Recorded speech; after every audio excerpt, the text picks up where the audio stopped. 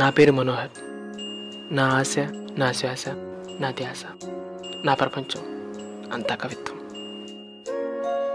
ఇంత అందమైన ప్రకృతిలో నాకంటూ ఒక లోకం, అదే నా ప్రత్యేకం. చల్లగాని స్పర్శ మా అమ్మల, సూర్యుని తొలి కిరణం నా గమ్యానికి సంకేతం. నా అడుగుల ప్రయాణం ఒక కొత్త ప్రపంచానికి నాందిలా. కానీ